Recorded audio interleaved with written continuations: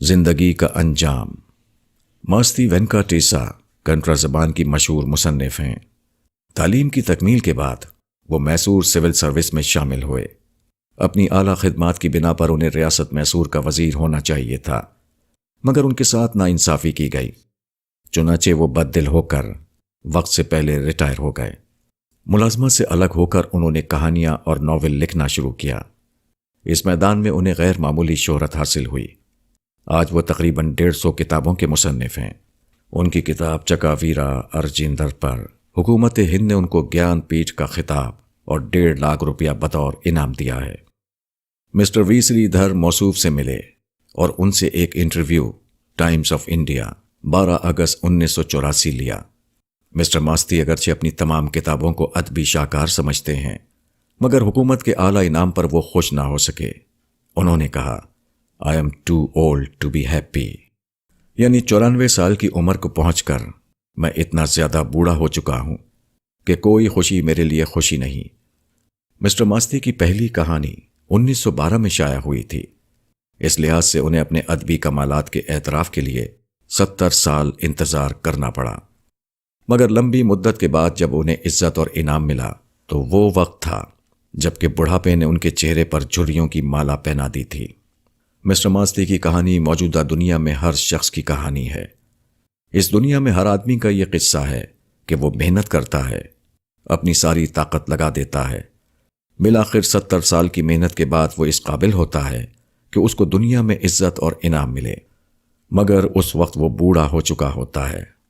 مزید یہ کہ کسی بھی صبح یا شام موت آ جاتی ہے اور اس کو مجبور کرتی ہے کہ اپنی عمر بھر کی کمائی کو چھوڑ کر ایسی دنیا کی طرف چلا جائے جس کے لیے اس نے کچھ نہیں کیا تھا۔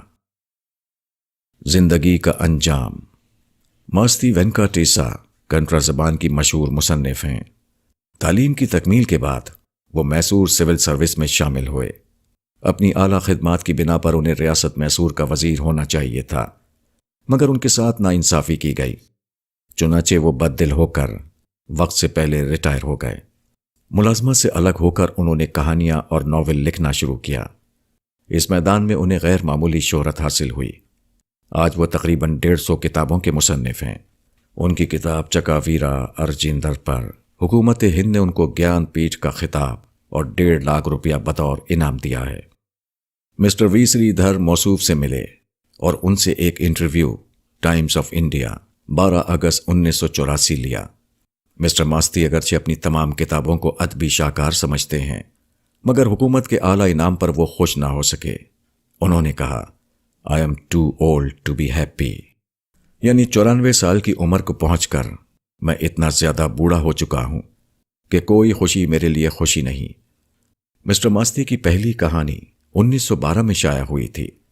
اس لحاظ سے انہیں اپنے ادبی کمالات کے اعتراف کے لیے 70 سال انتظار کرنا پڑا، مگر لمبی مدت کے بعد جب انہیں عزت اور انعام ملا تو وہ وقت تھا جبکہ بڑھاپے نے ان کے چہرے پر جھریوں کی مالا پہنا دی تھی۔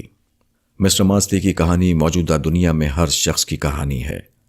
اس دنیا میں ہر آدمی کا یہ قصہ ہے کہ وہ محنت کرتا ہے، اپنی ساری طاقت لگا دیتا ہے، بالآخر 70 سال کی محنت کے بعد وہ اس قابل ہوتا ہے کہ اس کو دنیا میں عزت اور انعام ملے، مگر اس وقت وہ بوڑھا ہو چکا ہوتا ہے۔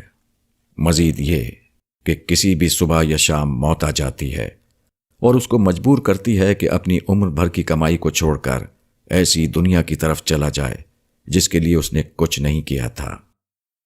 کہاں سے کہاں۔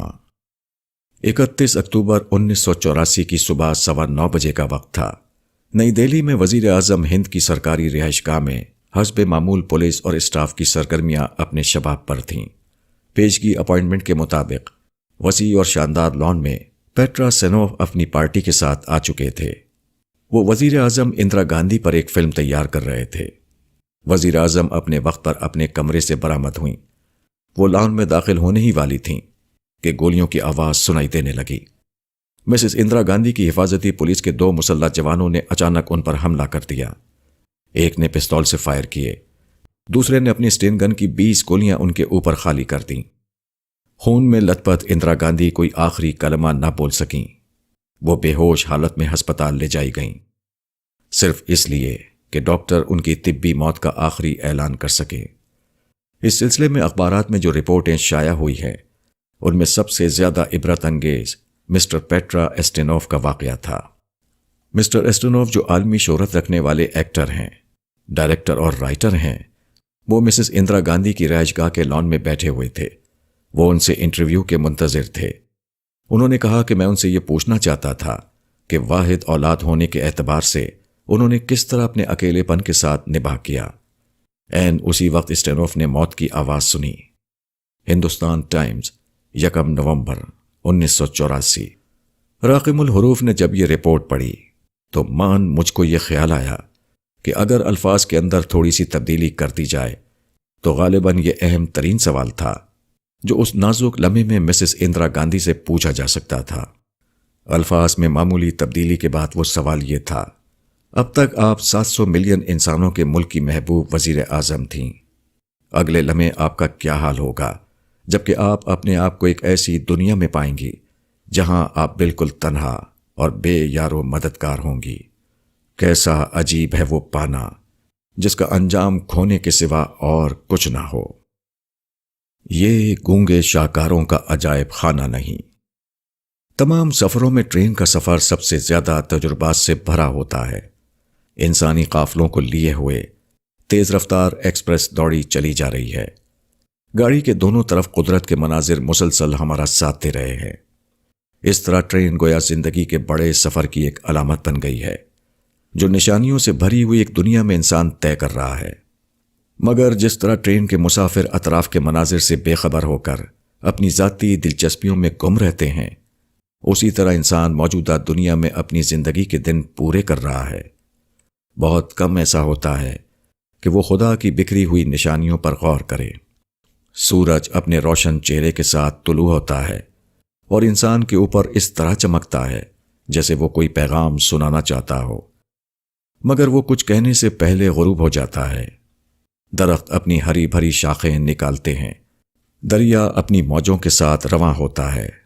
یہ سب بھی کچھ کہنا چاہتے ہیں مگر انسان ان کے پاس سے گزر جاتا ہے بغیر اس کے کہ ان کا کوئی بول اس کے کان میں پڑا ہو۔ آسمان کی بلندیاں، زمین کی رانائیاں، سب ایک عظیم اجتماع کے شرکا معلوم ہوتے ہیں، مگر ان میں سے ہر ایک خاموش کھڑا ہوا ہے۔ وہ انسان سے ہم کلام نہیں ہوتا۔ یہ عظیم کائنات کیا گونگے شاہکاروں کا عجائب خانہ ہے؟ نہیں، حقیقت یہ ہے کہ ان میں سے ہر ایک کے پاس خدا کا ایک پیغام ہے اور وہ اس کو ابدی زبان میں نشر کر رہا ہے، مگر انسان دوسری آوازوں میں اتنا کھویا ہوا ہے کہ اس کو کائنات کا خاموش کلام سنائی نہیں دیتا۔ ایک سفر میں ہم ایک درمیانی اسٹیشن پر نماز پڑھنے کے لیے اترے۔ اسٹیشن کے آدمیوں سے پوچھا کہ پچھم کس طرف ہے، مگر کسی کے پاس اس سادہ سے سوال کا جواب نہ تھا۔ میں نے سوچا، سورج ایک روشن ترین حقیقت کی حیثیت سے روزانہ ان کے اوپر نکلتا ہے اور ڈوبتا ہے، مگر لوگ اپنے آپ میں اتنے گم ہیں کہ ان کو مشرق و مغرب کا پتہ نہیں۔ پھر وہ لطیف پیغام جو سورج اور اس کے کائناتی ساتھی اپنی خاموش زبان میں نشر کر رہے ہیں، ان سے کیسے کوئی باخبر ہو سکتا ہے؟ ہماری ٹرین ایک اسٹیشن پر رکی۔ میں باہر آ کر پلیٹ فارم پر کھڑا ہو گیا۔ سورج ابھی ابھی غروب ہوا تھا۔ ہرے بھرے درخت، ان کے پیچھے سرخی ملی ہوئی روشنی اور اس کے اوپر پھیلے ہوئے بادل عجیب آفاقی حسن کا منظر پیدا کر رہے تھے۔ ان میں یہ حسن ان کی بلندی نے پیدا کیا ہے۔ میں نے سوچا، مگر انسان اس بلندی تک جانے کے لیے تیار نہیں ہوتا۔ وہ اس سطح پر نہیں جیتا جس سطح پر درخت جی رہے ہیں۔ وہ وہاں بسیرا نہیں لیتا جہاں روشنی اور بادل برسیرا لیے ہوئے ہیں۔ اس کے برعکس وہ سطحی مفادات میں جیتا ہے۔ وہ جھوٹی دوستی اور جھوٹی دشمنی میں سانس لیتا ہے۔ کائنات کا ہم سفر بننے کے بجائے اپنے آپ کو وہ اپنی ذات کے خول میں بند کر لیتا ہے۔ ایک ایسی دنیا جہاں جنتی فضائیں اس کا انتظار کر رہی ہیں، وہاں وہ اپنے آپ کو دوزخ کے ماحول میں ڈال دیتا ہے۔ انسانی دنیا کے بگاڑ کی ساری وجہ یہی ہے۔ اگر وہ بلند سطح پر جینے لگے تو اس کی زندگی میں بھی وہی حسن آ جائے جو قدرت کے حسین مناظر میں دکھائی دیتا ہے۔ زیادہ نازک۔ ایک مسلم نوجوان نے جدید تعلیم حاصل کی۔ اس کے بعد اس کو باہر کے ایک ملک میں کام ملا۔ اور وہ اس کے لیے روانہ ہو گیا۔ اس کے ماں باپ اس کو رخصت کرنے کے لیے ہوائی اڈے پر آئے۔ نوجوان کے مشرقی باپ نے آخری وقت میں نصیحت کرتے ہوئے کہا، دیکھو بیٹے، جب ہوائی جہاز کے اندر بیٹھنا تو اپنے چاروں طرف آیت الکرسی کا گھیرا بنا لینا اور درود شریف پڑھتے رہنا۔ یہ سن کر ایک شخص نے کہا، آپ بیٹے کو اس قسم کی نصیحت کیوں کر رہے ہیں؟ بزرگ بولے، اس لیے کہ یہ ہوائی سواری ہے، راستے میں ذرا سی بھی کوئی بات پیش آئے تو کیا سے کیا ہو جائے۔ آپ کو شاید معلوم نہیں کہ ہم میں سے ہر شخص اس سے زیادہ خطرناک ہوائی سواری پر بیٹھا ہوا ہے۔ آدمی نے دوبارہ کہا، یہ زمین جس پر ہم آپ ہیں یہ ہوائی جہاز سے بھی زیادہ نازک سواری ہے۔ ہماری زمین کسی ٹھوس چیز پر رکھی ہوئی نہیں ہے بلکہ اتھاہ خلا میں معلق ہے۔ وہ ہوائی جہاز سے کہیں زیادہ تیز رفتاری کے ساتھ حرکت کر رہی ہے۔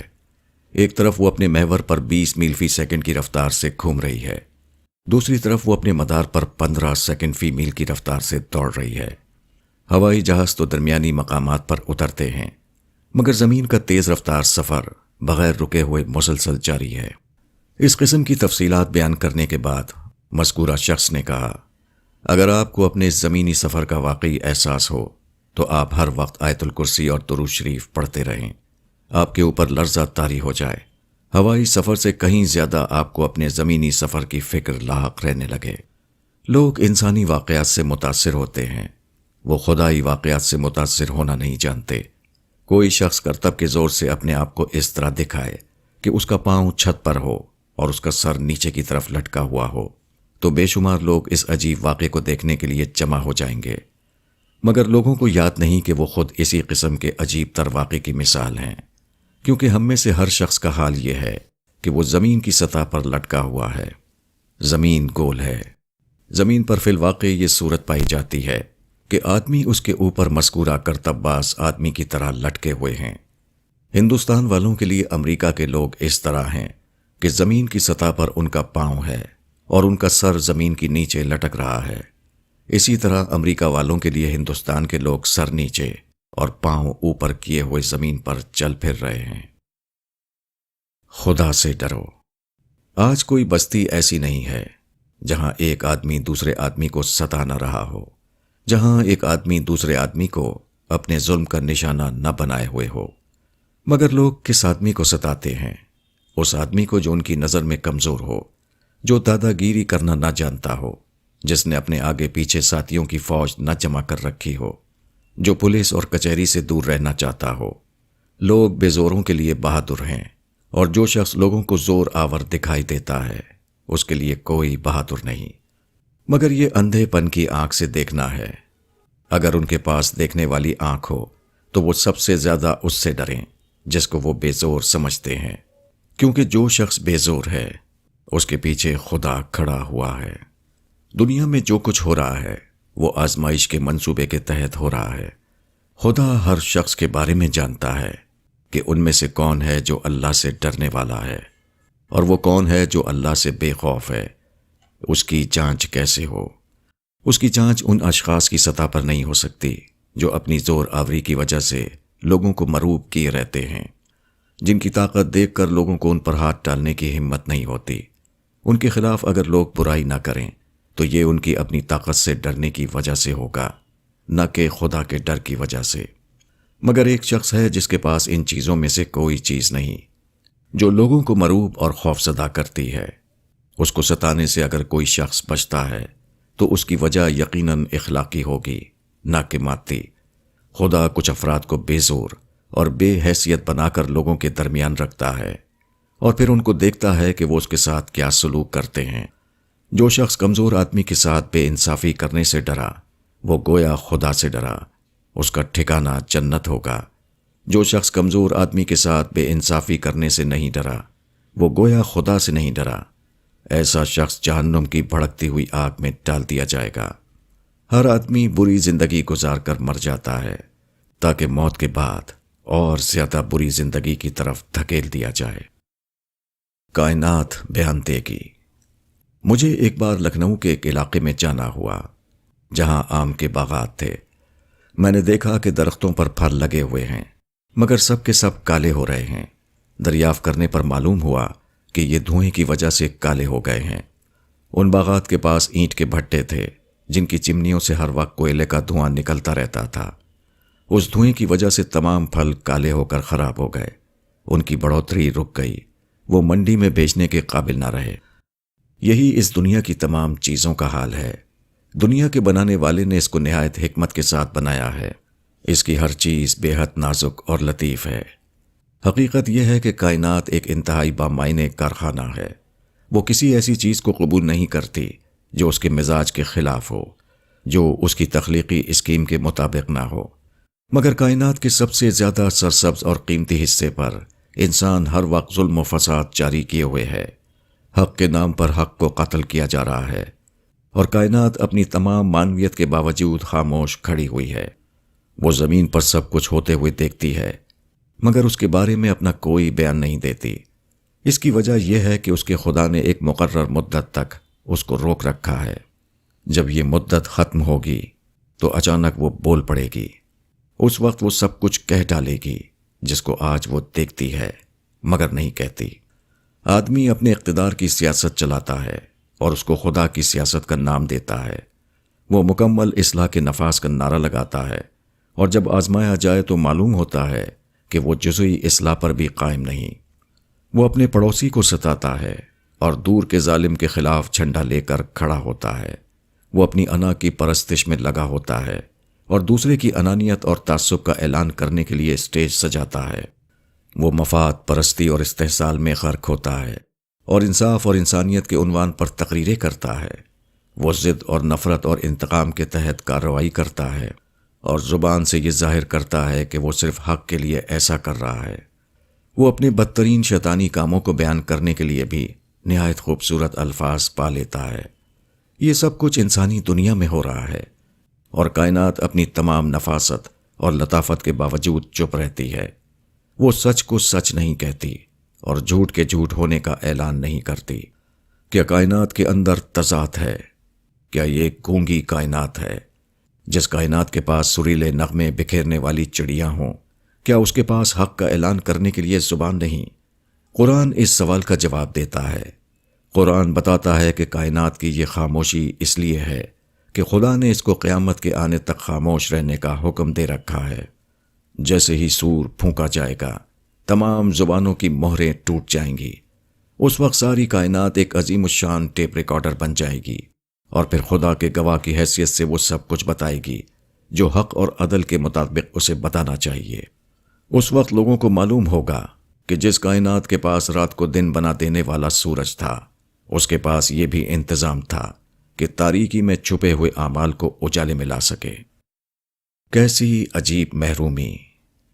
آپ کسی شخص کو $1 دیں اور اس سے کہیں کہ آگے اسی قسم کے 1 کروڑ سکے پڑے ہوئے ہیں، اگر تم تیزی سے جاؤ تو اس پورے ذخیرے کو حاصل کر سکتے ہو۔ ایسا آدمی ڈالر دیکھ کر کیا کرے گا؟ وہ 1 کو بھول کر 1 کروڑ کی طرف دوڑ پڑے گا۔ ایسا ہی کچھ معاملہ دنیا اور آخرت کا ہے۔ موجودہ دنیا آخرت کا تعارف ہے۔ یہاں آدمی ان نعمتوں اور لذتوں کی ابتدائی پہچان حاصل کرتا ہے جس کو خدا نے کامل طور پر آخرت میں مہیا کر رکھا ہے۔ یہ اس لیے ہے تاکہ آدمی جز سے کل کو سمجھے، وہ قطرے کو دیکھ کر سمندر کا اندازہ کرے۔ اگر آدمی کو دنیا کی صحیح معرفت حاصل ہو تو اس کے لیے دنیا مذکورہ $1 کی مانند ہو جائے گی۔ وہ جھوٹی لذت کو چھوڑ کر بڑی لذت کی طرف بھاگے گا۔ وہ دنیا کو بھول کر آخرت کی طرف دوڑ پڑے گا۔ اس کے برعکس جو شخص دنیا کی صحیح نوعیت کو نہ سمجھے، وہ موجودہ دنیا ہی کو سب کچھ سمجھ بیٹھے گا۔ وہ آخرت کو بھول کر اسی دنیا کی چیزوں میں ہمتن مشغول ہو جائے گا۔ سورج اس لیے ہے کہ وہ آخرت کی روشنیوں سے بھری زندگی سے انسان کو متعارف کرے، مگر انسان سورج کو دیکھ کر یہ کرتا ہے کہ وہ خود سورج ہی کو اپنا معبود بنا لیتا ہے۔ پھولوں اور درختوں کا حسن اس لیے ہے کہ وہ آدمی کو آخرت کے حسن کی یاد دلائے، مگر انسان پھولوں اور درختوں کو آخری چیز سمجھ کر انہی کے درمیان اپنی مستقل جنت بنانے لگتا ہے۔ دنیا کی لذتیں اس لیے ہیں کہ انسان کو ہمتن آخرت کا مشتاق بنا دیں، مگر انسان انہی لذتوں میں ایسا کھوتا ہے کہ اس کو آخرت کی یاد بھی نہیں آتی۔ جو شخص موجودہ دنیا کی دل فریبیوں میں گم ہو جائے، اس نے اپنی آخرت کو کھو دیا۔ ایسا شخص آخرت میں پہنچے گا تو وہاں کی ابدی نعمتوں کو دیکھ کر اس کا یہ حال ہوگا گویا اس کا سینہ حسرت و یاس کا قبرستان بن چکا ہے۔ وہ کہے گا کہ میں بھی کیسا نادان تھا، میں نے جھوٹے عیش کی خاطر حقیقی عیش کو کھو دیا، میں نے جھوٹی لذت کے پیچھے حقیقی لذت گنوا دی، میں نے جھوٹی آزادی سے فریب کھا کر اپنے آپ کو حقیقی آزادی سے محروم کر لیا۔ سب چلے گئے۔ فیبین سوشلزم 100 سال پہلے انگلینڈ میں وجود میں آئی۔ برنارڈ شاہ اور دوسرے بہت سے دانشور اس سے وابستہ تھے۔ فیبین کا لفظ ایک رومی جنرل فیبیز میکسیمس کے نام سے لیا گیا تھا۔ یہ لوگ غریبی اور جہالت کے خاتمے پر زور دیتے تھے اور جبر کے بغیر سوشلزم لانے کے علم بردار تھے۔ یہ گروہ فیبین سوسائٹی کے نام سے مشہور ہوا۔ اس نظریے کو ماننے والوں میں ایک خاتون بیٹریس ویب بھی تھیں۔ وہ اپنی ڈائری میں لکھتی رہتی تھیں، جو ان کے بعد شائع ہو کر کافی مقبول ہوئی۔ اس ڈائری کے آخری اندراجات میں سے ایک وہ ہے جو انہوں نے 1943 کی کسی تاریخ کو لکھا تھا۔ اس میں مذکورہ خاتون نے تحریر کیا تھا: ہر چیز اور ہر شخص غائب ہوتے جا رہے ہیں۔ چرچل، روزویلٹ، اسٹالن سب چلے گئے۔ کیسے عجیب ہیں یہ واقعات، اور کس قدر زیادہ میری ڈائری میں لکھے جانے کے قابل، مگر وہ بھی اچانک ایک روز غائب ہو جائے گی۔ ہندوستان ٹائمز، 25 دسمبر 1984۔ کیسے کیسے انسان اس دنیا میں آتے ہیں، وہ کیسے کیسے کمالات دکھاتے ہیں، اور پھر اچانک ایک روز اس دنیا سے چلے جاتے ہیں، جیسے کہ ان کا یہاں آنا اور یہاں سے جانا ان کی اپنی مرضی سے نہ ہو، بلکہ کوئی اور ہو جو ان کو یہاں لاتا ہو اور پھر اپنے یک طرفہ فیصلے کے تحت انہیں یہاں سے اٹھا لے جاتا ہو۔ اس واقعے کی کوئی بھی بامعنی توجیہ اس کے سوا نہیں ہے کہ پیغمبروں کی اطلاع کے مطابق آخرت کو مانا جائے۔ آخرت کو شامل کرنے کے بعد موجودہ دنیا کی ہر چیز بامعنی ہو جاتی ہے، اور آخرت کو شامل کیے بغیر موجودہ دنیا کی ہر چیز بے معنی۔ 21واں منٹ۔ موجودہ دنیا میں انسان بظاہر آزاد ہے۔ ایسا معلوم ہوتا ہے کہ وہ جو چاہے کرے، کوئی اس کا ہاتھ پکڑنے والا نہیں۔ اس صورتحال نے انسان کو غفلت میں ڈال دیا ہے۔ ہر آدمی بے خوف بنا ہوا ہے۔ ہر آدمی وہ سب کر ڈالنا چاہتا ہے جس کو کرنے کے لیے اس کا دل کہے، مگر یہ صورتحال سراسر وقتی ہے۔ آدمی کے پاس صرف ایک محدود مدت ہے۔ اس خاص مدت کے اندر ہی وہ سرکشی کر سکتا ہے۔ اس مدت کے ختم ہوتے ہی اس کا مالک اسے پکڑ لے گا۔ اس کے بعد وہ مجبور ہوگا کہ اپنی سرکشی کا انجام ابدی طور پر بھگتتا رہے۔ ہوائی جہاز کو اڑانے کے لیے 2 پائلٹ ہوتے ہیں۔ 21 جولائی 1983 کو یہ واقعہ ہوا کہ ایک ہوائی جہاز اٹلانٹک سمندر کے اوپر اڑ رہا تھا۔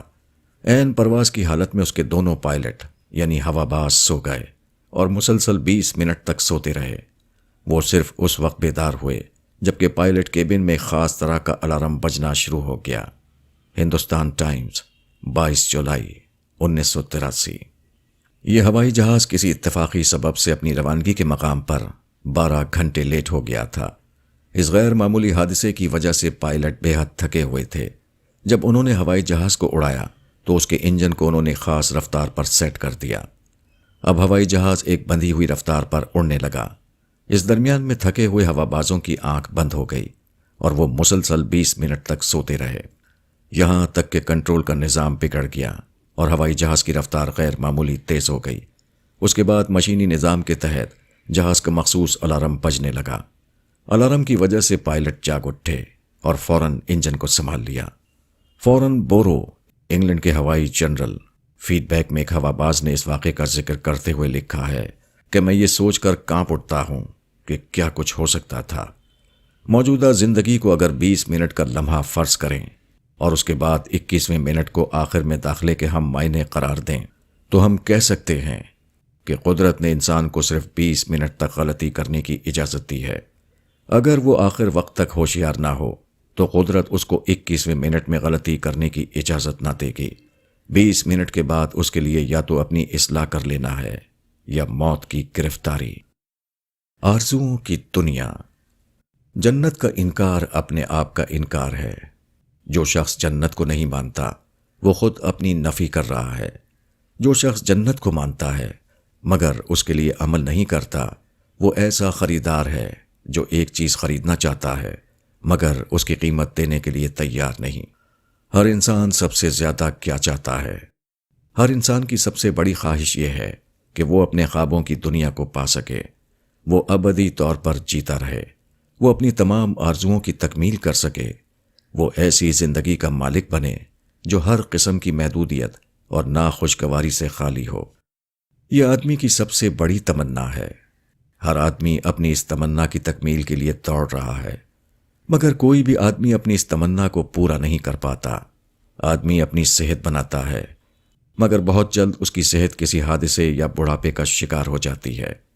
آدمی دولت جمع کرتا ہے، مگر دولت اس کے قلب و دماغ کو سکون نہیں دیتی۔ وہ اقتدار پر قبضہ کرتا ہے، مگر اقتدار صرف اس کے مسائل میں اضافے کا سبب بنتا ہے۔ وہ عیش و عشرت کے سامان اکٹھا کرتا ہے، مگر جلد ہی وہ اکتاہٹ کا شکار ہو جاتا ہے۔ ہر آدمی اپنے لیے ایک جنت کی تعمیر میں لگا ہوا ہے، مگر وہ اپنی جنت بنا نہیں پاتا کہ اس کی موت آ جاتی ہے۔ وہ اپنی تمام آرزوؤں اور تمناؤں کو لیے ہوئے موجودہ دنیا سے چلا جاتا ہے۔ آدمی موت کے بعد کہاں جاتا ہے؟ وہ وہاں جاتا ہے جہاں اس کے خوابوں کی جنت بنی ہوئی ہے، مگر یہ جنت اس شخص کو ملتی ہے جس نے موت سے پہلے والی زندگی میں اس کی قیمت ادا کی ہو۔ جو شخص موجودہ دنیا میں جنت کی قیمت ادا نہیں کرتا، وہ گویا اس چیز کی محرومی کا خطرہ مول لے رہا ہے جس کو وہ سب سے زیادہ پانا چاہتا ہے۔ جنت ہماری آرزوؤں کا محل ہے، مگر جنت صرف اس شخص کے حصے میں آتی ہے جس نے اس کو آخرت میں تعمیر کیا ہو۔ جو شخص اپنی جنت میں موجودہ دنیا تعمیر کرے، اس کے لیے ابدی محرومی کے سوا اور کچھ نہیں۔ کیسی عجیب ہے وہ محرومی، جبکہ آدمی عین اسی چیز سے ابدی طور پر محروم ہو جائے جس کے لیے وہ ساری عمر سب سے زیادہ آرزومند بنا ہوا تھا۔ ہر چیز میں سبق۔ خواجہ حسن نظامی کا ایک مضمون ہے، مچھر کی کہانی۔ خواجہ صاحب نے مچھر سے شکایت کی کہ تم اتنا کیوں پریشان کر رہے ہو، ہم کو سونے کیوں نہیں دیتے؟ مچھر نے جواب دیا، سونے اور ہمیشہ سونے کا موقع ابھی نہیں آیا، جب آئے گا تو بے فکر ہو کر سونا، ابھی تو ہوشیار رہنے اور کچھ کام کرنے کا وقت ہے۔ اگر نصیحت لینے کا ذہن ہو تو مچھر کی بنبناہٹ میں بھی آدمی کو زندگی کا پیغام مل جاتا ہے، اور اگر نصیحت لینے کا ذہن نہ ہو تو بم کے دھماکے اور ٹینکوں کی گڑگڑاہٹ بھی جمود کو توڑنے کے لیے ناکافی ہے۔ ایسے لوگوں کو قیامت کا طوفان ہی بیدار کر سکتا ہے، مگر افسوس کہ قیامت کے طوفان سے بیدار ہونے کا کوئی فائدہ نہیں، کیونکہ وہ بدلہ پانے کا وقت ہوگا، نہ کہ عمل کرنے کا۔ قرآن میں کہا گیا ہے کہ جنتی وہ ہے جو اللہ کے پاس قلب سلیم لے کر آئے۔ حدیث میں ارشاد ہوا ہے کہ اللہ جس کے ساتھ بھلائی کا ارادہ کرتا ہے اس کو دین کی سمجھ دے دیتا ہے۔ اس سے معلوم ہوا کہ اللہ کی سب سے بڑی نعمت یہ ہے کہ آدمی کا ذہن کھلا ہوا ہو، وہ حق کو اس کی اصلی شکل میں دیکھ سکے، وہ نفسیاتی پیچیدگیوں سے آزاد ہو کر رائے قائم کرنے کی صلاحیت رکھتا ہو۔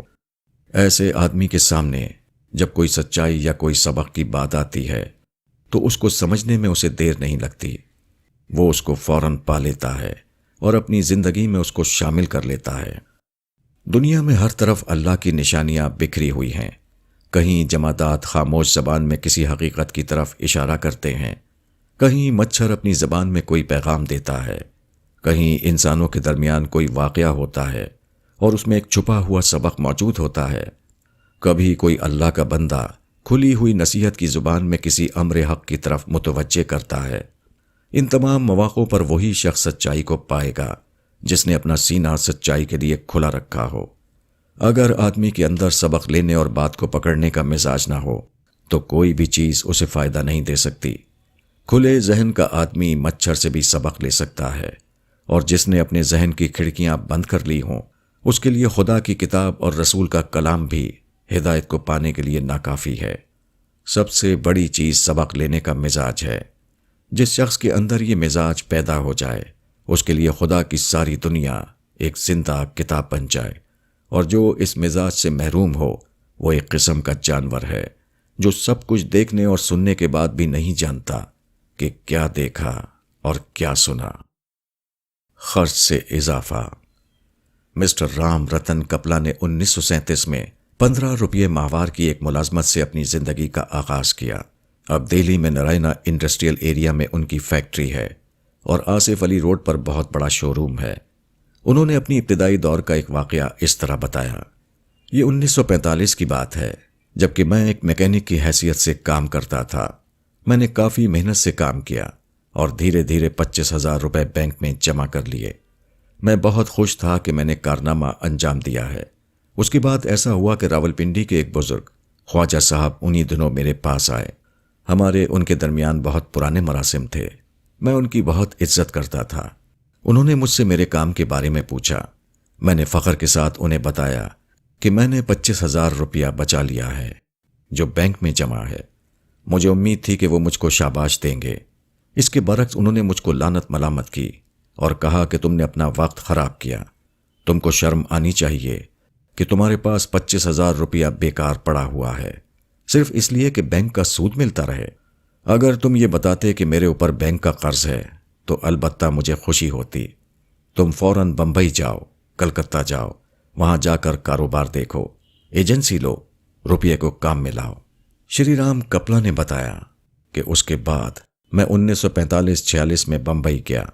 وہاں ریفریجریٹر بنانے والی بڑی کمپنیوں کی ایجنسیاں لیں۔ اس کے بعد ہمارا کاروبار خوب بڑھا، کافی پیسہ ہاتھ آیا۔ اس کے بعد میں نے 12 روپیہ ماہوار کا گیرج چھوڑ دیا اور 1,000 روپیہ ماہوار کا کرائے پر موجودہ شو روم لیا۔ خدا نے اپنی دنیا کا نظام کچھ اس طرح بنایا ہے کہ یہاں خرچ کرنے سے اضافہ ہوتا ہے۔ آپ چند دانے خرچ کرتے ہیں تو کھیت اس کے بدلے میں آپ کو ہزاروں دانے لوٹاتا ہے۔ کاروبار میں آدمی روپیہ لگاتا ہے تو وہ کئی گنا زیادہ ہو کر اس کی طرف واپس آتا ہے۔ معاشرے میں صدقات و خیرات کی صورت میں جو خرچ کیا جاتا ہے وہ بھی اس طرح اضافہ ہو کر آدمی کی طرف لوٹتا ہے کہ اس سے سماج میں باہمی اعتماد، ایک دوسرے کا لحاظ، حقوق کی ادائیگی، دوسرے کے معاملے کو اپنا معاملہ سمجھنا جیسے احساسات پرورش پاتے ہیں، اور وہ بے شمار صورتوں میں خود دینے والے کو نفع پہنچاتے ہیں۔ آخرت کے لیے خرچ کا معاملہ بھی یہی ہے۔ اگر آپ آخرت کی راہ میں خرچ کریں تو وہ 10 گنا سے 700 گنا تک، بلکہ اس سے بھی زیادہ بڑی ہوئی صورت میں آپ کی طرف لوٹایا جائے گا۔ آخرت کی راہ میں خرچ سے جو اضافہ ہوتا ہے وہ سب سے بڑا اضافہ ہے، کیونکہ وہ نہ صرف مقدار میں زیادہ ہے بلکہ وہ دائمی بھی ہے۔ آخرت کے سوا کوئی دوسرا اضافہ دائمی نہیں۔ جب پردہ کھلے گا۔ خدا کی طرف سے جتنے پیغمبر آئے ان سب کے ساتھ ایک ہی مشترک حادثہ پیش آیا۔ وقت کے اکابر نے ان کو نظر انداز کر دیا۔ جو لوگ ماحول کے اندر بڑائی کا مقام حاصل کیے ہوئے تھے انہوں نے ان کو قابل اتفاق نہیں سمجھا۔ وقت کے یہ اکابر سب کے سب وہ لوگ تھے جو خدا کو مانتے تھے۔ وہ اس کو بھی مانتے تھے کہ خدا کی طرف سے خدا کا پیغام دینے والا آتا ہے، حتیٰ کہ ان میں ایسے بھی لوگ تھے جو آنے والے پیغمبر خدا کا پہلے سے انتظار کر رہے تھے۔ وہ اس کی یاد میں پرجوش تقریریں کرتے تھے، مگر جب وہ آنے والا آیا تو انہوں نے اس کو نہیں پہچانا۔ انہوں نے حقارت کے ساتھ اس کو رد کر دیا۔ چونکہ وہ تقلید آبا کی سطح پر جی رہے تھے، وہ صرف ان پچھلے پیغمبروں کو پہچان سکے جن کا نام ان کے آبائی مذہب میں شامل تھا، جو ان کی قومی تقلید کا حصہ بن چکا تھا، جو انہیں تاریخی روایت کے تسلسل میں مل رہا تھا۔ وقت کا پیغمبر ابھی ان اضافی خصوصیات سے خالی تھا، اس لیے وہ ان کو دکھائی بھی نہیں دیا۔ وقت کے نمائندہ خدا کو پہچاننے کے لیے جوہر شناسی کی صلاحیت درکار تھی، اور یہ لوگ اس سے محروم تھے۔ پھر وہ وقت کے پیغمبر کو کس طرح پہچانتے؟ یہ سب کرتے ہوئے وہ مذہب کا جھنڈا بھی اٹھائے ہوئے تھے۔ وہ پچھلے پیغمبروں کا مومن ہونے پر فخر کرتے تھے۔ عوام کے درمیان وہ خدا کے دین کے سب سے بڑے حامی بنے ہوئے تھے، مگر خدا کے یہاں وہ بالکل بے قیمت قرار پائے، کیونکہ ان کا مذہب آبا کی تقلید کی سطح پر پیدا ہوا تھا، نہ کہ حقیقت کے اعتراف کی سطح پر۔ آخرت میں جب ان پر کھلے گا کہ انہوں نے جس کو نظر انداز کیا وہی وہ تھا جس کی زبان سے خدا نے اپنا کلام جاری کیا تھا، جو دنیا میں خدا کا نمائندہ بنا کر کھڑا کیا گیا تھا، تو یہی واقعہ ان کی ابدی رسیائی کے لیے کافی ہوگا۔ وہ کہیں گے کہ ہائے ہمارا اندھا پن، ہم نے اسی کو نہ دیکھا جس کو ہمیں سب سے زیادہ دیکھنا چاہیے تھا، ہم نے اسی کو نہ پہچانا جس کو ہمیں سب سے زیادہ پہچاننا چاہیے تھا۔ جھوٹی عظمت۔ نپولین بوناپارٹ ایک فوجی افسر تھا۔ حالات سے فائدہ اٹھا کر وہ فرانس کی حکومت پر قابض ہو گیا۔ 1804 میں اس نے فرانس کے شہنشاہ ہونے کا اعلان کر دیا۔ نپولین نے فتوحات کا سلسلہ شروع کیا، یہاں تک کہ انگلینڈ کو چھوڑ کر وہ پورے یورپ کا فاتح بن گیا۔ اس نے فرانس کی ایک دلکش خاتون جوزفین سے شادی کی، مگر 1810 میں اس نے جوزفین سے علیحدگی اختیار کر لی کیونکہ وہ شہنشاہ یورپ کا جانشین پیدا کرنے میں ناکام رہی تھی۔ اس کے بعد نپولین نے آسٹریا کے بادشاہ کی لڑکی میری لوئی سے شادی کی۔ 1811 میں اس کے یہاں ایک لڑکا پیدا ہوا جس کا نام اس نے فرانسس جوزف چارلز رکھا۔ نپولین خوش تھا کہ اس نے اپنی بادشاہت کا تسلسل قائم رکھنے کے لیے اپنا ایک ولی عہد پا لیا ہے، مگر اس کے جلد ہی بعد یہ واقعہ ہوا کہ نپولین کی سیاسی ہرس نے اس کو روس سے ٹکرا دیا۔ روس کی فوجیں اگرچہ نپولین کی فوجوں کا مقابلہ نہ کر سکیں، تاہم روس کا جغرافیہ اس کی مدد پر آ گیا۔ نپولین کی فوجیں روس کی شدید برف باری کی تاب نہ لا سکیں۔ نپولین اس حال میں روس سے واپس آیا کہ اس کی فوج کا بڑا حصہ راستے میں برباد ہو چکا تھا۔ یہ واقعہ 1812 میں ہوا۔ بعد کے حالات اس کے لیے اور بھی ناموافق ثابت ہوئے، یہاں تک کہ 1815 میں نپولین کو برطانوی فوجوں کے مقابلے میں شکست ہوئی۔ اس کو گرفتار کر کے جزیرہ سینٹ ہیلینا بھیج دیا گیا۔ یہاں 1821 میں وہ قید کی حالت میں مر گیا۔ انسان اپنی اولاد تک کے لیے عظمت کا خواب دیکھتا ہے، حالانکہ وہ خود بہت جلد بے عظمت ہو جانے والا ہے۔ اس دنیا میں ہر روز کوئی نپولین بے عظمت ہو کر مر رہا ہے، مگر کوئی نہیں جو اس سے سبق لے، کوئی نہیں جو اس کو اپنی زندگی کے لیے رہنما بنائے۔ موجودہ دنیا میں ہر انسان کو صرف محدود موقع دیا گیا ہے، مگر ہر انسان اپنے لیے لامحدود منصوبہ بناتا ہے۔ ہر شخص کی عظمت آخرکار یہاں خاک میں مل جاتی ہے۔ ہر دیکھنے والا اس کو دیکھتا ہے، مگر کوئی اس سے سبق نہیں لیتا۔ ہر آدمی اسی کہانی کو دوبارہ لکھنا چاہتا ہے جس کو اس کے پیش رو نے لکھنا چاہا تھا، مگر وہ اس کو لکھنے میں ناکام رہا۔ آنے والا دن۔ موجودہ دنیا میں جب کوئی آدمی خدا کو مانتا ہے تو وہ دلیل کی بنیاد پر خدا کو مانتا ہے۔ آخرت میں جو لوگ خدا کو مانیں گے وہ خدا کے زور قوت کی بنیاد پر خدا کو مانیں گے، گویا موجودہ دنیا میں دلیل خدا کی نمائندہ ہے۔ اس کے برعکس آخرت میں یہ ہوگا کہ خدا خود اپنی ذات کمال کے ساتھ اپنے آپ کو منوانے کے لیے انسان کے سامنے ظاہر ہو جائے گا۔ اس سے یہ معلوم ہوا کہ حقیقت میں خدا کو ماننے والا کون ہے اور اس کو نہ ماننے والا کون۔ خدا کو ماننے والا وہ ہے جو معقولیت کے وزن کو مانے، جو حق کے آگے اس وقت جھک جائے جبکہ اس کے ساتھ لفظی دلیل کے سوا اور کوئی زور شامل نہ ہو۔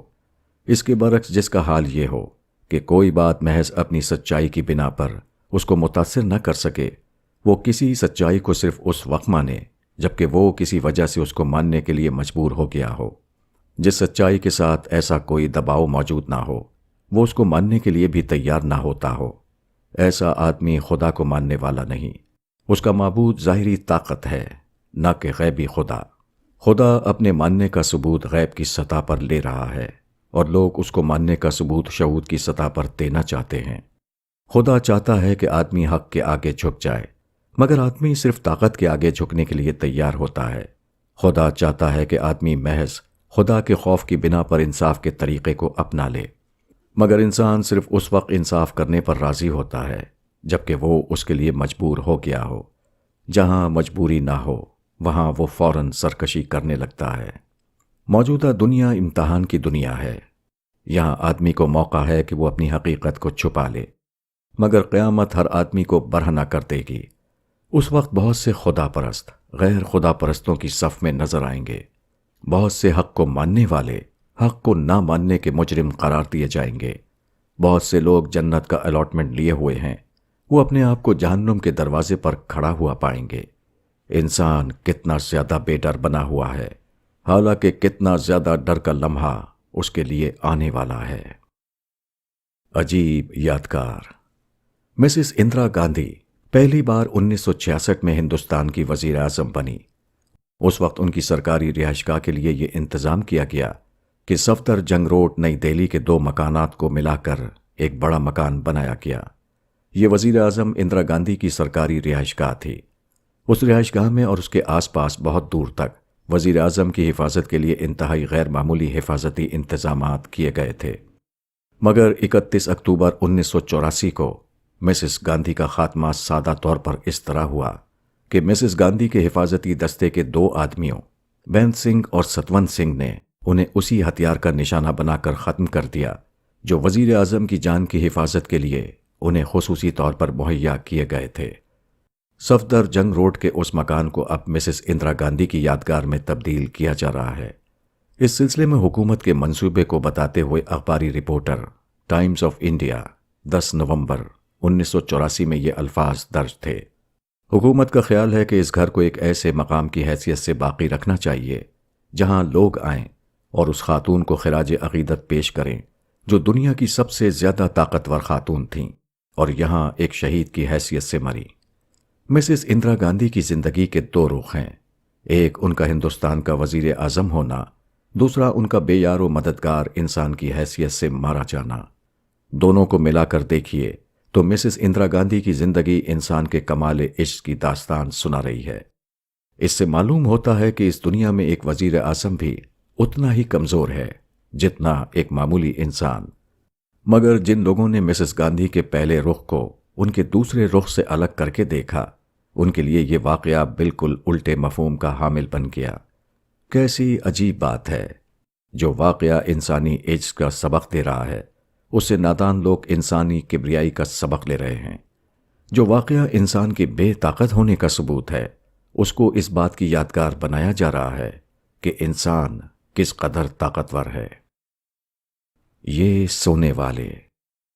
حدیث میں آیا ہے کہ رسول اللہ صلی اللہ علیہ وسلم نے فرمایا، میں نے نہیں دیکھا کہ جہنم جیسی چیز سے بھاگنے والا سو گیا ہو، اور میں نے نہیں دیکھا کہ جنت جیسی چیز کو چاہنے والا سو گیا ہو۔ جہنم کا عذاب کتنا ہولناک ہے، مگر آدمی اس سے غافل ہے۔ جنت کی نعمتیں کتنی لذیذ ہیں، مگر آدمی کو اس کا کوئی شوق نہیں۔ یقیناً یہ زمین پر ہونے والے تمام واقعات میں سب سے زیادہ عجیب ہے۔ لوگ سو رہے ہیں تاکہ اس وقت جاگیں جبکہ جہنمی آگ کے شعلے ان کے لیے سونے کو ناممکن بنا دیں۔ لوگ غافل ہیں تاکہ اس وقت ہوشیار ہوں جبکہ محرومی اور رسوائی ان کے اوپر اس طرح ٹوٹ پڑے کہ ان کے لیے اس سے بھاگنے کا کوئی راستہ نہ ہو۔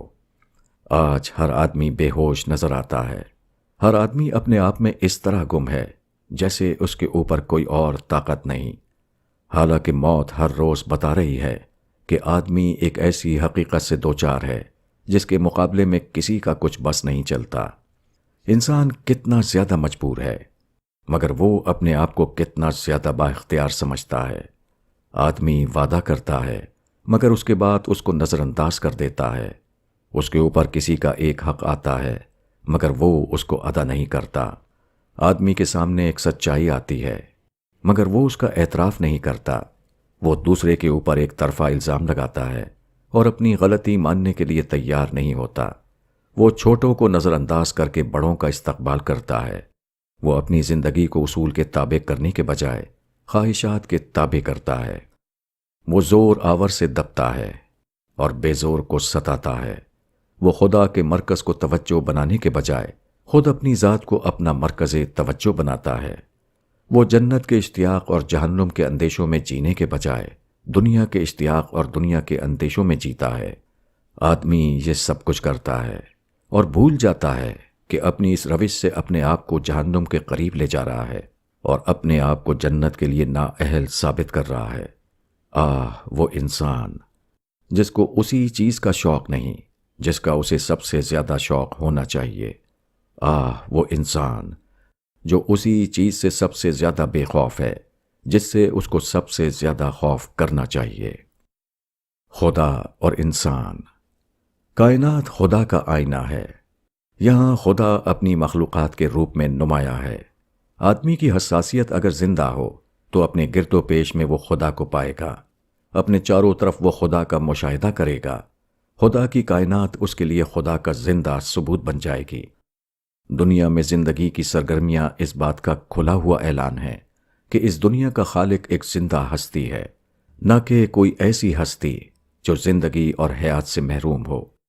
جب سورج نکلتا ہے اور چھپی ہوئی چیزیں اس کی روشنی میں دکھائی دینے لگتی ہیں تو ایسا معلوم ہوتا ہے جیسے خدا نے اپنی آنکھیں کھولی ہوں، جیسے خدا ایک دیکھنے والی ہستی ہو اور اپنی آنکھوں سے سارے عالم کو دیکھ رہا ہو۔ دریاؤں میں جب پانی کا سیلاب رواں ہوتا ہے تو وہ پرشور اعلان کرتا ہے کہ اس دنیا کا خالق ایک ایسا خالق ہے جو چلتا ہے اور اقدام کر کے آگے بڑھتا ہے۔ جنگل کا شیر جب اپنا پنجہ نکال کر کسی جانور کو اپنی پکڑ میں لیتا ہے تو گویا وہ کہہ رہا ہوتا ہے کہ اس کو پیدا کرنے والا خدا ایک ایسا خدا ہے جو پکڑنے کی طاقت رکھتا ہے اور چیزوں کو اپنی گرفت میں لے لیتا ہے۔ خلا کی بے پایا وسعتیں اس حقیقت کا ابدی اظہار ہیں کہ اس کائنات کا خالق ایک لامحدود ہستی ہے۔ وہ اپنی ذات میں بھی عطا ہے اور اپنی صفات میں بھی۔ خدا کا یہ کائناتی مشاہدہ ایک طرف آدمی کے اندر خدا کا یقین پیدا کرتا ہے، دوسری طرف اس کو بہت بڑے سوال سے دوچار کر دیتا ہے۔ اس دنیا کا اگر خدا ہے تو وہ اپنی دنیا میں ظاہر کیوں نہیں ہوتا؟ دنیا میں بے پناہ برائیاں ہیں۔ یہاں ایک انسان دوسرے انسان پر ظلم کرتا ہے، ایک شخص موقع پا کر دوسرے شخص کو ذبح کر دیتا ہے۔ یہ سب خدا کی دنیا میں ہر روز ہو رہا ہے، مگر خدا ظالموں کا ہاتھ نہیں پکڑتا، وہ مظلوموں کی جانب کھڑا نہیں ہوتا۔ اس سوال کو صرف اس وقت سمجھا جا سکتا ہے جبکہ مخلوقات کے بارے میں خالق کی اسکیم کو سمجھ لیا جائے۔ موجودہ دنیا خدا کا مستقل بندوبست نہیں، وہ صرف امتحانی بندوبست ہے۔ یہ گویا ایک کھیت ہے جس میں مختلف پودوں کو اگنے کا موقع دے کر یہ دیکھا جا رہا ہے کہ کون اچھا درخت ہے اور کون جھاڑ جھنکاڑ۔ اس کے بعد اچھے درختوں کو ہر قسم کے بہترین مواقع دے کر تمام برے درختوں کو اکھاڑ دیا جائے گا، اور پھر خدا کی دنیا خدا کے معیاری انتظام کے تحت حسن اور لذت کی ابدی بہشت بن جائے گی۔ انسان کی غلطی۔ انسان نے ہمیشہ خدا کو سمجھنے میں بھی غلطی کی ہے اور اپنے آپ کو سمجھنے میں بھی۔ اس نے خدا کو اپنا جیسا سمجھ لیا اور اپنے آپ کو خدا جیسا۔ یہی ہر دور کے انسان کی غلطی رہی ہے۔ ساری انسانی تاریخ اسی غلطی اور اس کے نتائج کی داستان ہے۔ خدا کو اپنے جیسا سمجھنا یہ ہے کہ خدا کو انسانی سطح پر اتار لایا جائے۔ الہاد اور شرک کی تمام قسمیں اسی غلطی کی پیداوار ہیں۔ الہاد بھی خدا کو انسان پر قیاس کرنے کا دوسرا نام ہے۔ انسان ہمیشہ باپ اور ماں کے ذریعے پیدا ہوتا ہے، وہ کسی جننے والے کے ذریعے جنا جاتا ہے۔ اس بنا پر گمان کر لیا گیا کہ خدا اگر ہے تو اس کو جننے والا بھی کوئی ہونا چاہیے، کسی کو خدا سے پہلے ہونا چاہیے جو خدا کے وجود کو بخشے۔ اب چونکہ انسان کو خدا لم یزل کا پیدا کرنے والا کوئی نظر نہ آیا، اس لیے اس نے خدا کے وجود کا انکار کر دیا۔ انسان اپنی تخلیق کی صورت میں اپنے خالق کو دیکھ رہا تھا، مگر وہ اپنے غلط مفروضے کی وجہ سے اس کو ماننے پر تیار نہ ہوا۔ جن لوگوں نے خدا کو مانا انہوں نے یہی غلطی دوسرے انداز سے کی۔ انہوں نے دیکھا کہ انسان جب کوئی کام انجام دیتا ہے تو بہت سے لوگوں کی مدد سے انجام دیتا ہے۔ اس بنا پر انہوں نے خدا کے بھی شریک اور مددگار فرض کر لیے۔ انسان کے یہاں بڑے لوگوں کی سفارشیں چلتی ہیں، چنانچہ مان لیا گیا کہ خدا کے بھی کچھ مخصوص اور قریبی لوگ ہیں جو خدا کے دربار میں اثر رکھتے ہیں اور خدا ان کی سفارشیں قبول کرتا ہے۔ انسان جذبات سے مغلوب ہوتا ہے، وہ اکثر حق کے تقاضوں کو چھوڑ کر جذباتی میلان کے تحت فیصلے کرتا ہے۔ اس پر قیاس کرتے ہوئے یہ عقیدہ بنا لیا گیا کہ خدا محض گروہی تعلق کی بنیاد پر کچھ لوگوں سے ایسا معاملہ کرتا ہے جو معاملہ وہ دوسرے گروہ سے تعلق رکھنے والوں کے ساتھ نہیں کرتا۔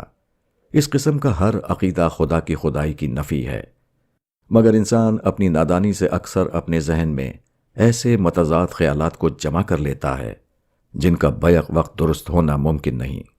اپنے آپ کو خدا جیسا سمجھنا یہ ہے کہ آدمی یہ گمان کر لے کہ وہ اپنی تقدیر کا مالک آپ ہے۔ وہ آزاد ہے کہ جو چاہے کرے اور جو چاہے نہ کرے۔ وہ اپنی زندگی کا اصول آپ وضع کرے اور اپنے حلال و حرام کو خود اپنی عقل سے متعین کرے۔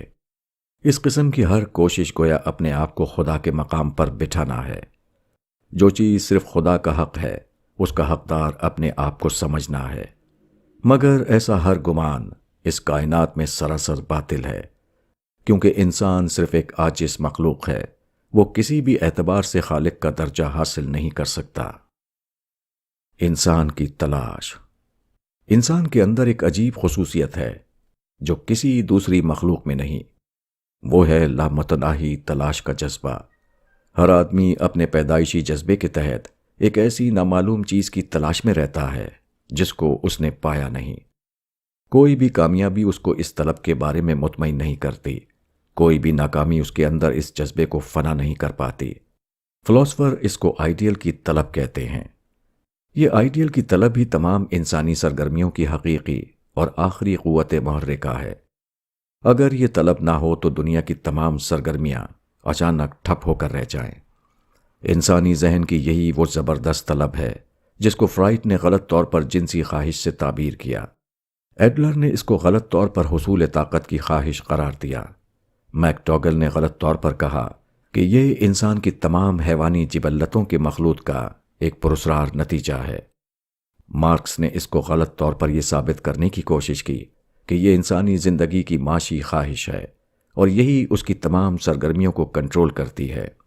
مگر ان توجیہات کو غلط قرار دینے کے لیے یہی واقعہ کافی ہے کہ یہ چیزیں جن لوگوں کو پوری طرح ملیں وہ بھی مطمئن نہ ہو سکے۔ ان کی اندرونی ہستی بھی اسی طرح بے چین رہی جس طرح ان چیزوں سے محروم رہنے والے بے چین نظر آتے ہیں۔ انسان ہزاروں برس سے اپنے اس آئیڈیل کو دنیا کی چیزوں میں تلاش کر رہا ہے، مگر کوئی بھی شخص اس اطمینان سے دوچار نہیں ہوا کہ اس نے اپنی تلاش کا مکمل جواب پا لیا ہے۔ اس معاملے میں بادشاہ یا امیر بھی اتنا ہی غیر مطمئن رہتا ہے جتنا کوئی بے زور اور مفلس آدمی۔ یہ لمبا تجربہ یہ ثابت کرنے کے لیے کافی ہے کہ نظر نہ آنے والی دنیا میں آدمی کی تلاش کا جواب موجود نہیں۔ اس کا جواب اس نظر نہ آنے والی دنیا میں ہے جس کو آدمی محسوس تو کرتا ہے مگر دیکھ نہیں پاتا۔ حقیقت یہ ہے کہ یہ طلب خدا کی طلب ہے۔ آدمی جس آئیڈیل کو پانے کے لیے بے قرار رہتا ہے وہ خود اس کا خالق ہے۔ ہر آدمی جس چیز کی تلاش میں ہے وہ دراصل وہ خدا ہے جو اس کی روح میں سمایا ہوا ہے۔ ہر آدمی اپنی فطرت کے تحت مسلسل خدا کی جستجو میں رہتا ہے۔ وہ اپنے اس اندرونی جذبے کے تحت دنیا کی مختلف چیزوں کی طرف دوڑتا ہے اور سمجھتا ہے کہ شاید یہ چیز اس کی تلاش کا جواب ہو، مگر جب وہ اس کو پا لیتا ہے اور قریب سے اس کا تجزیہ کرتا ہے تو اس کو معلوم ہوتا ہے کہ یہ چیز وہ نہیں جس کی تلاش میں وہ سرگردہ تھا۔ دو قسم کی روحیں۔ قرآن کی سورہ نمبر 91 میں ارشاد ہوا ہے، وہ شخص کامیاب رہا جس نے اپنے آپ کو پاک کیا، اور وہ شخص برباد ہو گیا جس نے اپنے آپ کو گندا کیا۔ موجودہ زندگی آخرت سے پہلے کا ایک امتحانی موقع ہے۔ جو شخص یہاں سے نیک اور ستھری روح لے کر آخرت کی دنیا میں پہنچے گا وہ وہاں جنت کی پرمسرت فضاؤں میں بسایا جائے گا، اور جو شخص یہاں سے برائیوں میں لپٹی ہوئی روح لے کر آخرت کی دنیا میں جائے گا اس کو وہاں جہنم کے پرعذاب ماحول میں دھکیل دیا جائے گا۔ موجودہ دنیا گویا خدا کی نرسری ہے۔ نرسری میں مختلف قسم کے پودے اگائے جاتے ہیں۔ زمین میں رویدگی کی قوت بہت زیادہ ہے، چنانچہ یہاں طرح طرح کے پودے اگاتے ہیں۔ مالی ان سب کی جانچ کرتا ہے۔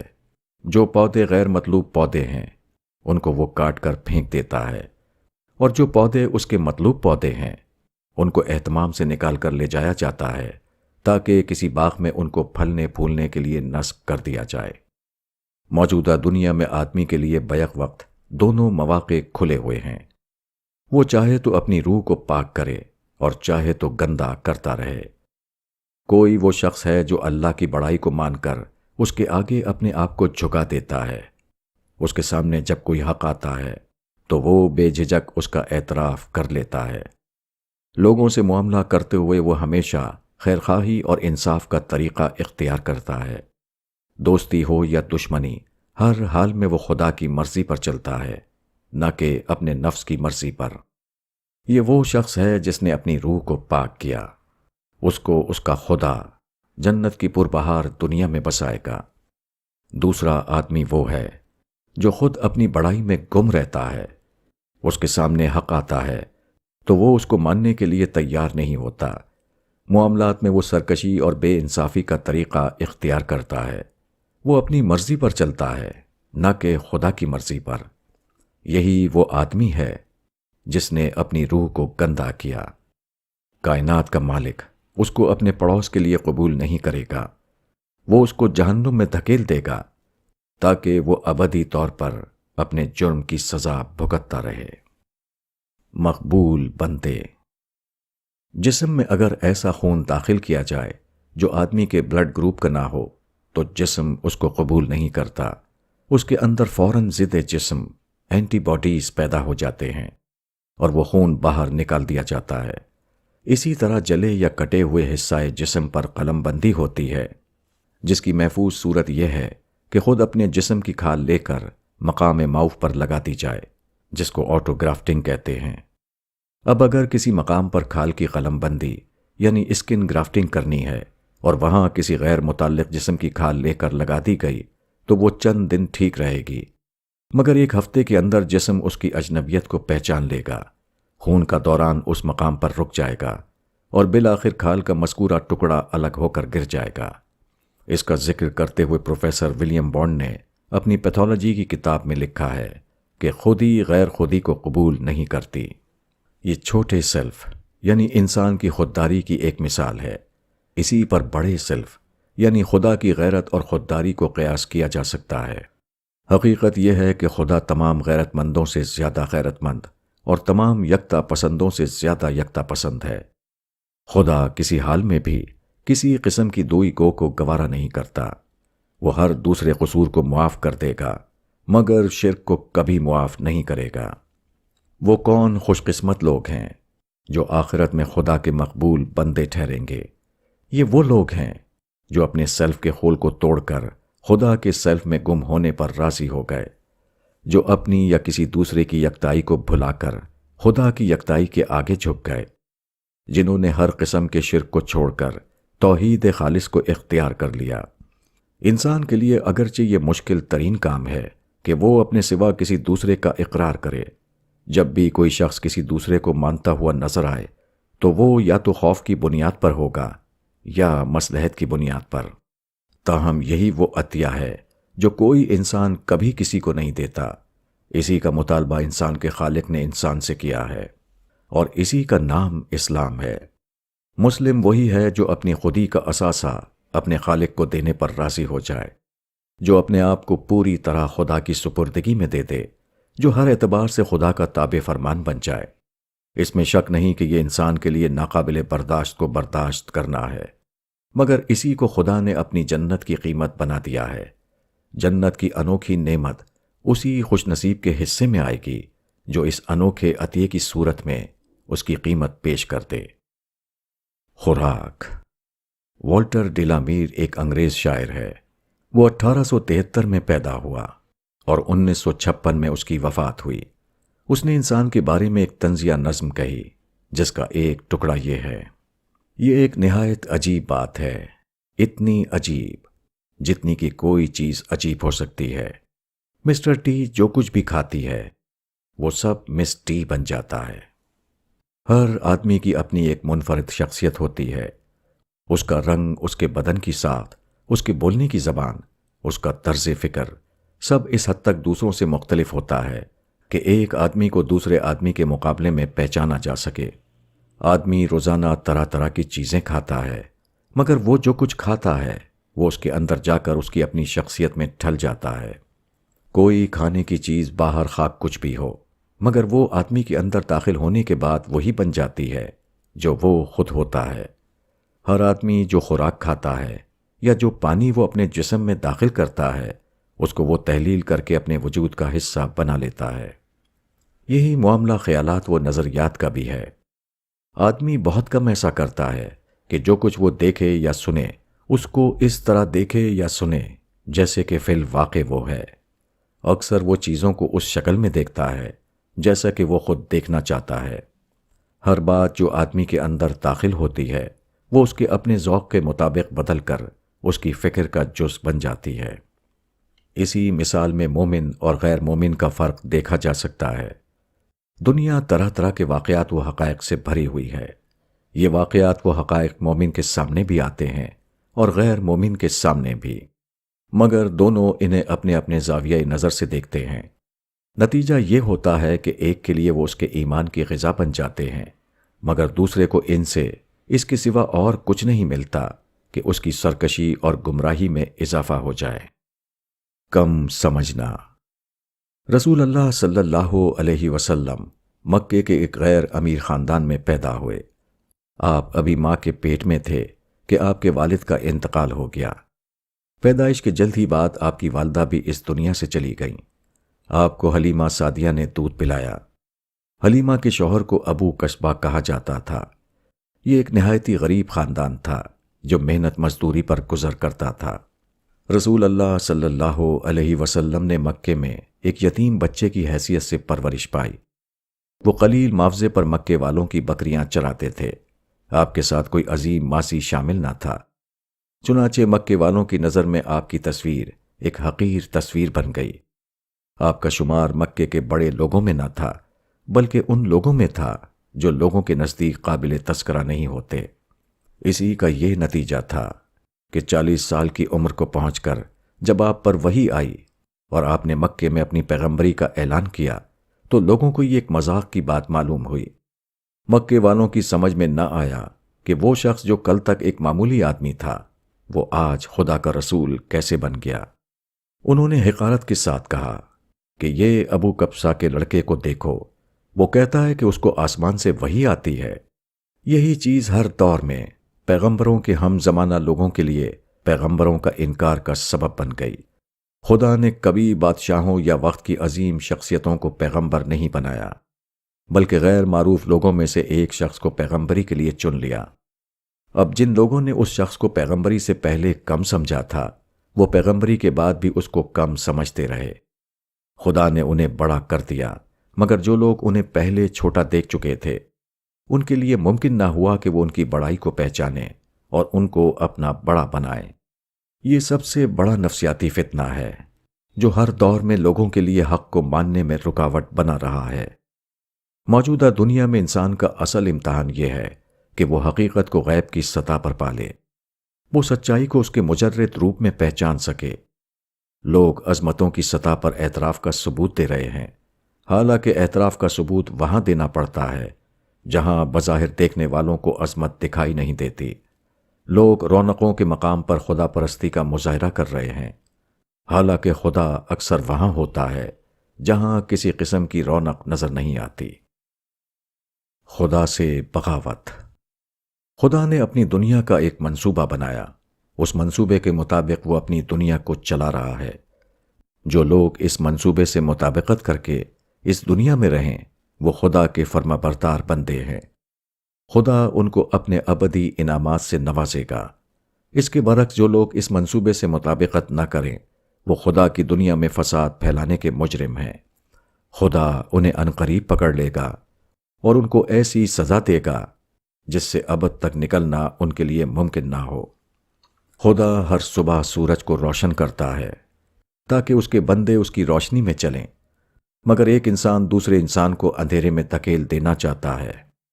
خدا زمین سے رزق اگاتا ہے تاکہ اس کے بندے اس سے اپنی بھوک مٹائیں، مگر ایک انسان دوسرے انسان کو بھوک سے تڑپا کر خوش ہوتا ہے۔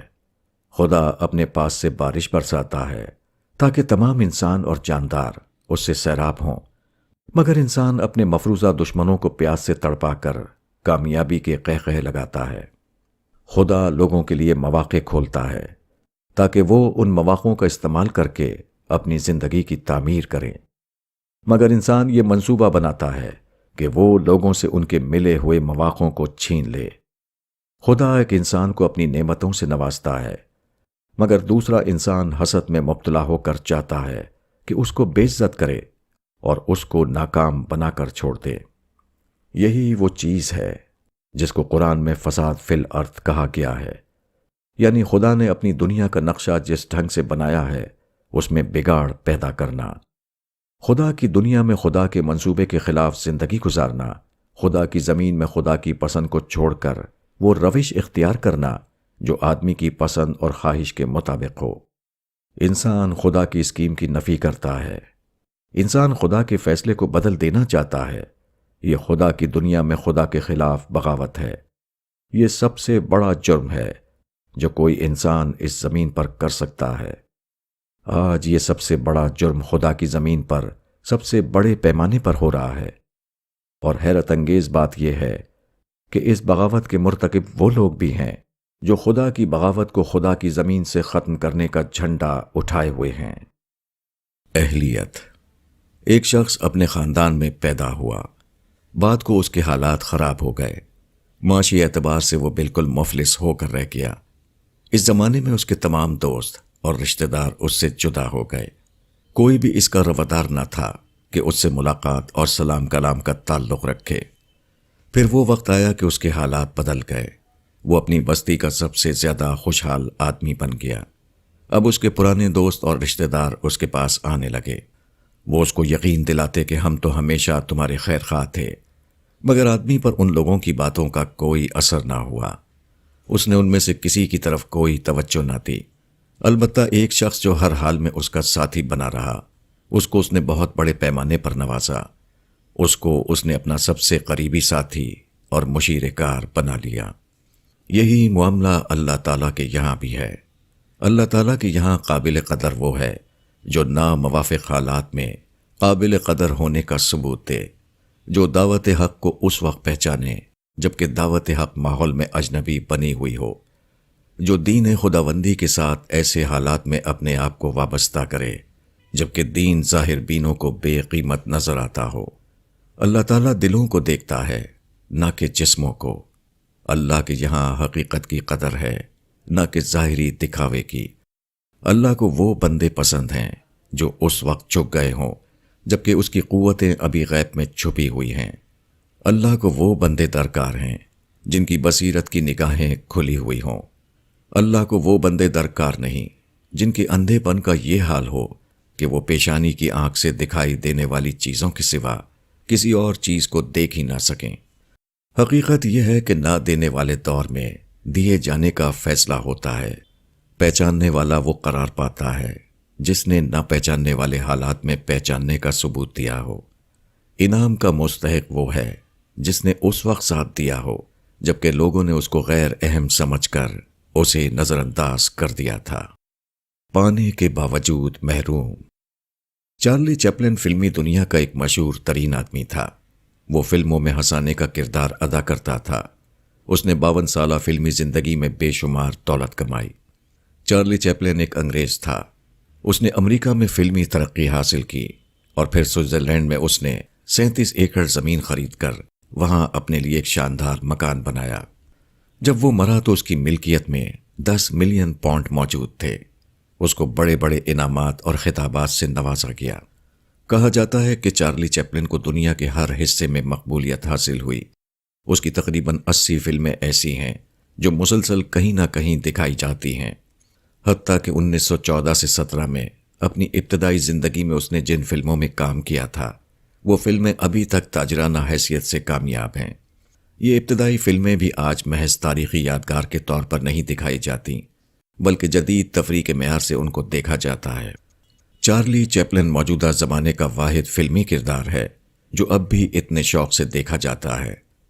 اندازہ کیا گیا ہے کہ دنیا بھر میں 300 ملین ایسے لوگ ہیں جنہوں نے چارلی چیپلن کی 80 فلموں میں سے ایک ایک فلم کو دیکھا ہے۔ چارلی چیپلن کی ابتدائی زندگی نہایت غربت میں گزری تھی، چنانچہ بعد کو کثیر دولت کا مالک ہونے کے باوجود اس کو ہمیشہ یہ ڈر لگا رہتا تھا کہ کہیں وہ دوبارہ مفلس نہ ہو جائے۔ اس نے ایک کے بعد ایک 4 شادیاں کیں۔ آخر عمر میں وہ بالکل ناکارہ ہو گیا۔ اس کی زندگی ویل چیئر یعنی پہیہ دار کرسی پر گزرتی تھی۔ اس کی نگاہ بے حد کمزور ہو گئی تھی۔ اس کے بولنے اور سننے کی طاقتیں جواب دے گئی تھیں۔ حقیقی چارلی چیپلن بستر پر ناکارہ پڑا تھا، مگر فلمی چارلی چیپلن بدستور سینما ہاؤسوں میں لوگوں کی تفریح کا مرکز بنا ہوا تھا۔ چارلی چیپلن کے متعلق کہا جاتا ہے کہ اس نے کسی بھی دوسرے انسان کے مقابلے میں زیادہ لوگوں کو زیادہ خوشی دی اور زیادہ ہنسایا، مگر اس کا اپنا انجام یہ ہوا کہ وہ آخری عمر میں اپنے بڑھاپے کو بے بسی کے ساتھ دیکھا کرتا تھا اور اس کا ہنسنا اس سے رخصت ہو چکا تھا۔ 25 دسمبر 1977 کو 4 بجے صبح اس وقت اس کا انتقال ہو گیا، جبکہ صرف چند گھنٹے بعد اس کا خاندان کرسمس کی سالانہ تقریبات منانے کی تیاریاں کر رہا تھا۔ چارلی چیپلن کے ایک سوانح نگار ڈینس گفرڈ نے اس کے انجام کی بابت یہ الفاظ لکھے ہیں: وہ جب کام کرتا تھا تو وہ محض فلم سے کچھ زیادہ کی تخلیق کرتا تھا، ہنسی اور محبت کے ساتھ جینا، خواب اور امیدیں، مگر ہمیشہ خوشیوں پر خاتمہ کہاں تھا، اگرچہ بالآخر وہ کل کی سڑک پر قدم رکھنے سے زیادہ کچھ نہ ہو۔ چارلی چیپلن کی زندگی ان چیزوں سے آخری کنارے تک بھری ہوئی تھی جس کی دوسرے اکثر لوگ صرف تمنا کرتے تھے: دولت، شہرت، تخلیقی اداکاری اور خوبصورت عورتیں۔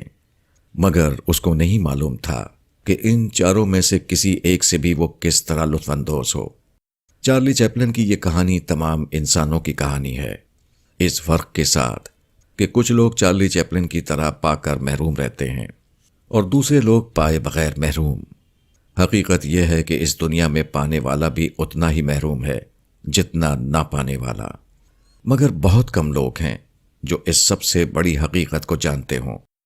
امریکہ کی ایک نوجوان عورت نے خودکشی کر لی۔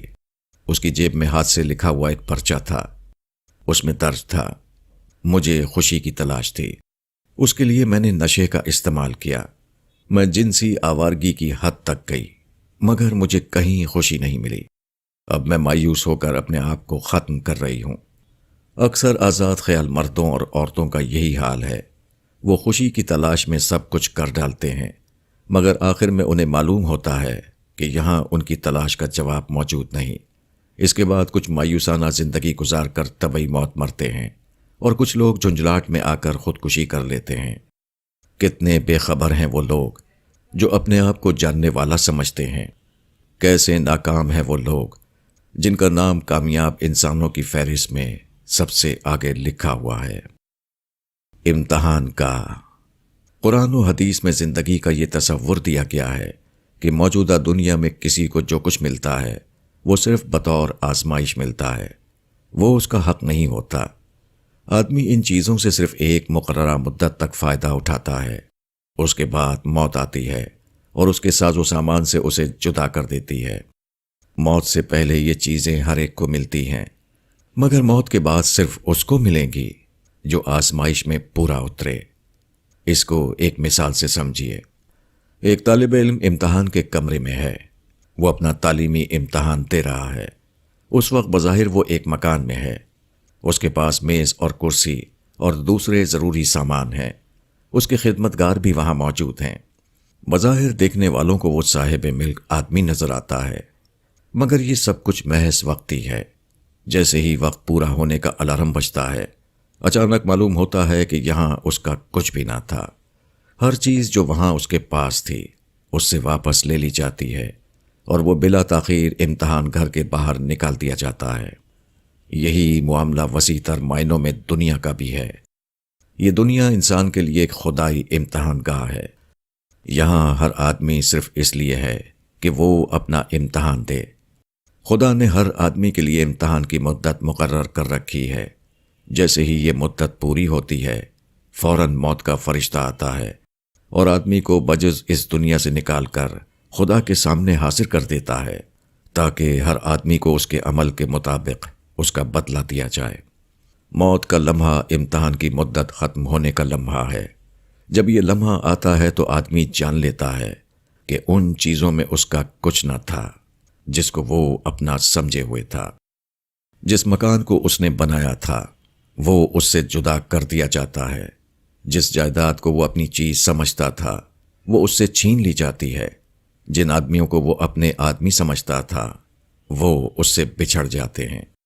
یہ لمحہ ہر آدمی پر آنے والا ہے۔ خوش قسمت ہے وہ جو اس کے آنے سے پہلے اس کو جان لے، جو آنے سے پہلے اس کی تیاری کر لے۔